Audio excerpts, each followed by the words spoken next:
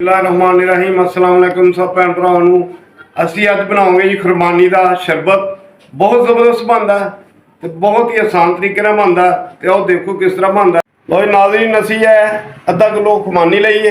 ਇਹ ਅੱਛੇ ਤਰੀਕੇ ਨਾਲ ਵਾਸ਼ ਕਰ ਲਈ, ਧੋ ਲਈਏ, ਬੜੇ ਅੱਛੇ ਤਰੀਕੇ ਨਾਲ ਇਹਨੂੰ ਸਾਫ਼ ਸੁਥਰੀ ਕਰੋ। ਫਿਰ ਇਹਦੇ ਵਿੱਚੋਂ ਆਪਾਂ ਗਿਟਕਾਂ ਕੱਢਦੇ ਹਾਂ, ਉਹ ਵੀ ਤੁਹਾਨੂੰ ਦਿਖਾਣੇ। ਉਹ ਖੁਰਮਾਨੀ ਲੈ ਕੇ ਇਸ ਤਰੀਕੇ ਨਾਲ ਤੁਸੀਂ ਕੱਟ ਲਗਾ ਲੈਣਾ ਤਾਂ ਕਿ ਗਿਟਕਾਂ ਸਾਡੀਆਂ ਅਲੱਗ ਹੋ ਜਾਣ। ਇਸ ਤਰੀਕੇ ਨਾਲ ਤੁਸੀਂ ਅਲੱਗ ਅਲੱਗ ਕਰੀ ਜਾਣਾ। इस तरीके ना ये देखो बड़ी आसानी ना गुटलियां बाहर आ जांदियां। इस तरीके ना सारियां कर लीए, फिर तुहानूं मिलदे हैं।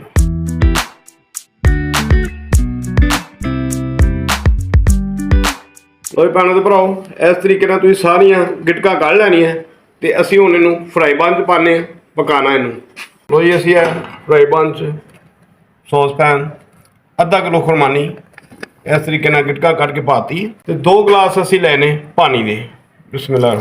पानी तो बाद असी चीनी पानी 1 2 3 4 इस तरह भर के चम्मच 5 असी चीनी दे पावांगे तो 2 गिलास पानी दे, अद्धा किलो खुरमानी तो 5 चम्मच चीनी दे खाने वाले भर के पाने। माशाअल्लाह खुरमानी साड़ी सॉफ्ट नरम हो गई है। 3 तो 4 मिनट हो गए ने तो 1 तो 2 मिनट होर लगणगे। हाँ जी, 1 तो 2 मिनट लगणगे, हाले थोड़ी थोड़ी ना हार्ड है। 2 मिनट बाद असीं इस तरह इनू दबा लांगे। इस तो बाद तुहानूं दसदे की करना। बिस्मिल्लाह रहमान रहीम। माशाअल्लाह 5 तो 6 मिनट हो गए हैं। असीं हुण इनू इस तरीके नाल फेर देंगे। ठीक है, ज़रा आसानी हो जाती है ग्रैंड करन च, जूस बनाने च। चूल्हा असीं बंद करता है, इनू ठंडिया करने फिर तुहानूं दसदे हैं। माशाअल्लाह खुरमानी वाला पानी साडा जूस सारा ठंडा हो गया। हुण असीं इनू जग च शिफ्ट करने तो ग्रैंड करने इस तरीके नाल। बिस्मिल्लाह रहमान रहीम। सारा असीं देखो ना कुट लिया, असीं एक जान हो गया। ਜਿਹੜੀ कोई कसर रह गई है हुण ग्राइंडर करेगा।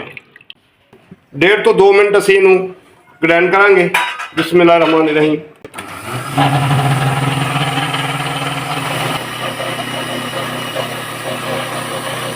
माशाअल्लाह 1 तो 1.5 मिनट लगा, 2 मिनट भी लग जान तो कोई गल नहीं है। देखो ना बड़ा अच्छे तरीके नाल ग्राइंड हो जाता।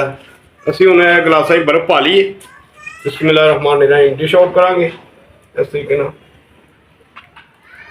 माशाअल्लाह देखो कैसा खूबसूरत कलर है।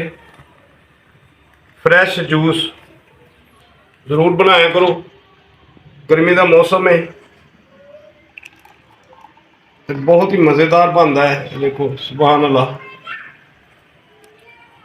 और जिस तरह इसका कलर प्यारा है, इसका जायका भी इसी तरह ही है। माशाअल्लाह बहुत ज़बरदस्त जायका बनता है।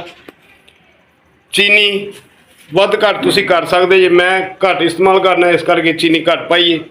तुसीं 5 चम्मच की बजाय 6 भी पा सकते, 7 भी पा सकते, और घट इस्तेमाल करते घट पा लो। लो जी भैनों ते भराओ, खुरमानी का जूस ही तुहानूं बना के दिखाया है। यकीनन तुहानूं रेसिपी पसंद आई होगी। अगर पसंद आई है इनू लाइक करना, शेयर करना, कमेंट करना। दोस्तों च, अजीज़ां च, हमसाया च, रिश्तेदारां च वीडियो पूरी देखा करो। जूस बड़ा बेहतरीन बनता है। ताज़ा फ्रैश खुरमानी का जूस बनाया है, गर्मियां सुगात है।